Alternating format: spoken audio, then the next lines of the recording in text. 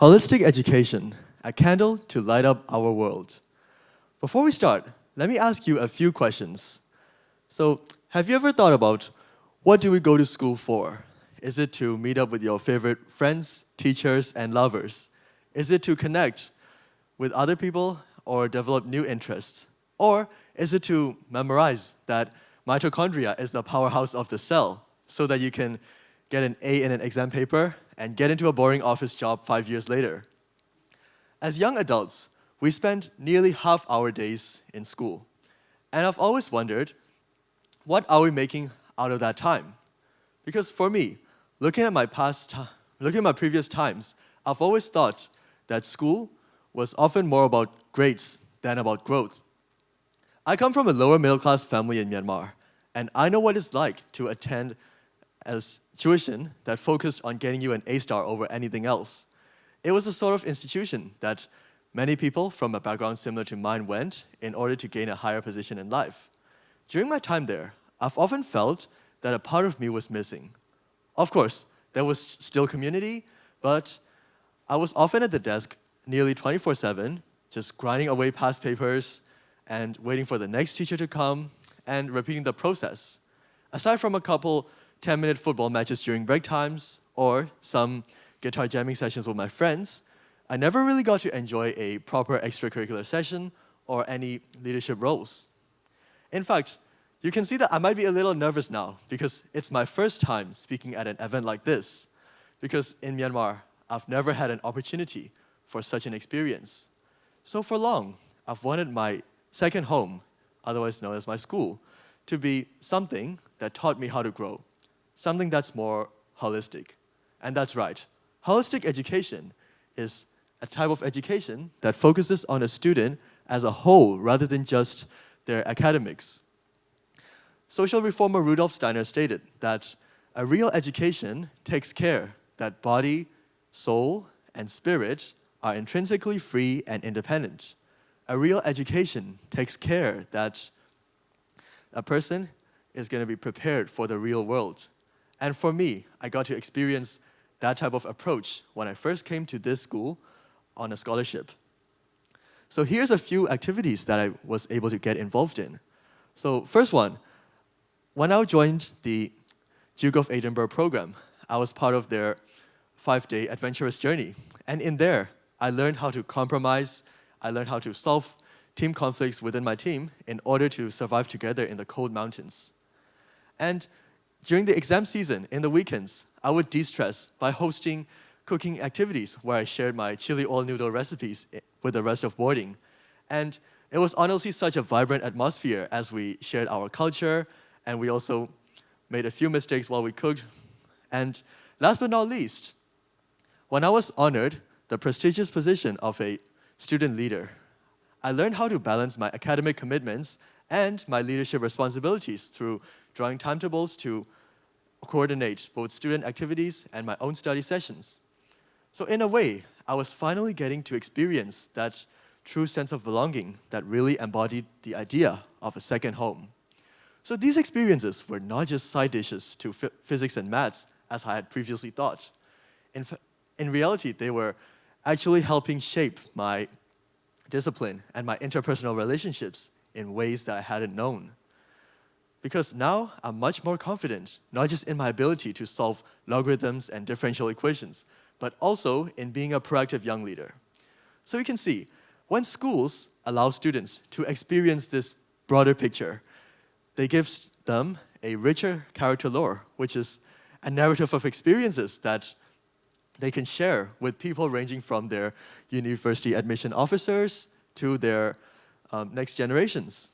When students feel more comfortable connecting with diverse people and perspectives, they're also more likely to achieve that higher position that they aim for in life.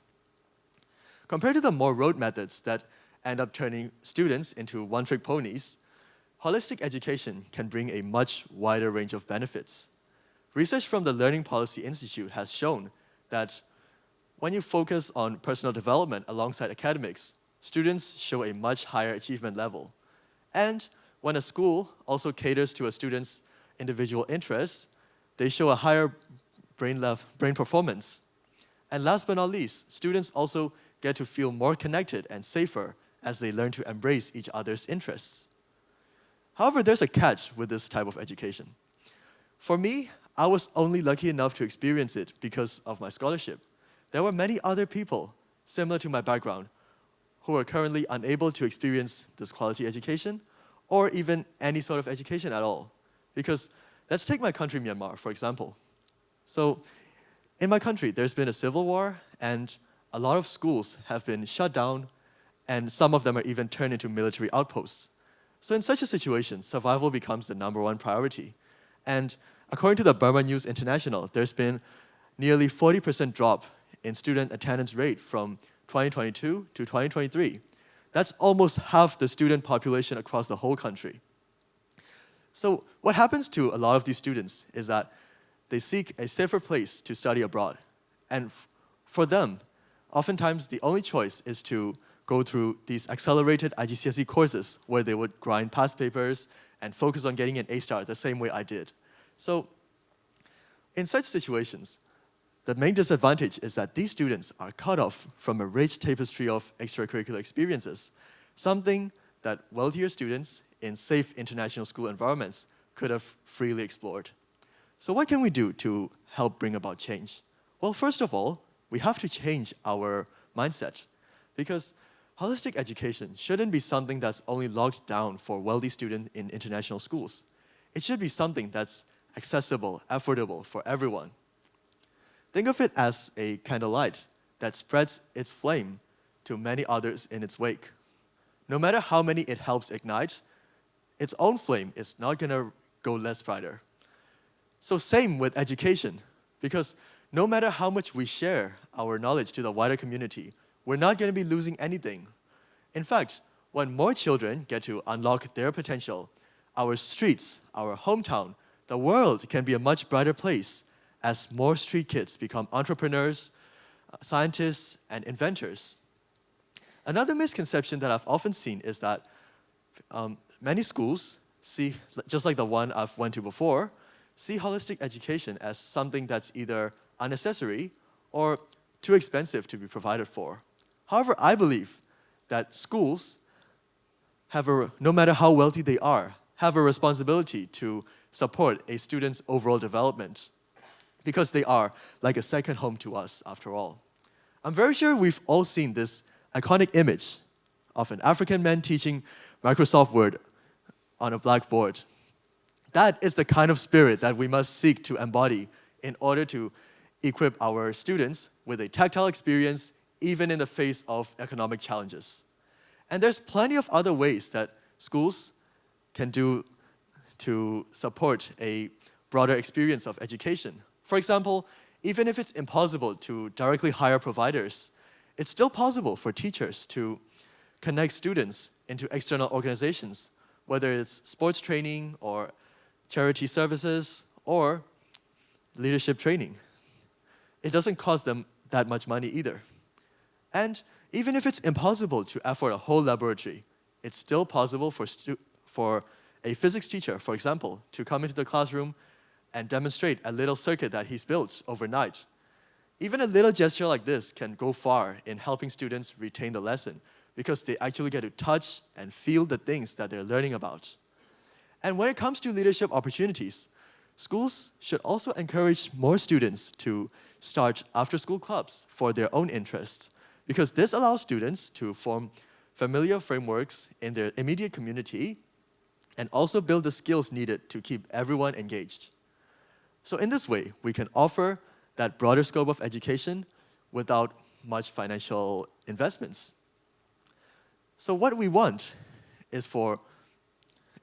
what we don't want is for more students to spend their formative years in sole academic pursuit the same way I was, because it's not fair when wealthier kids get to enjoy fulfilling fundraising activities while those in underserved communities end up having to memorize that, oh, mitochondria is the powerhouse of the cell. So I urge each and every one of you that we have the privilege and power to bring about change. Just as we would use our higher education to further our own ambitions, we should also extend a hand to reach out to those who actually need our help. When a candle lights up another candle, the whole place becomes brighter, doesn't it?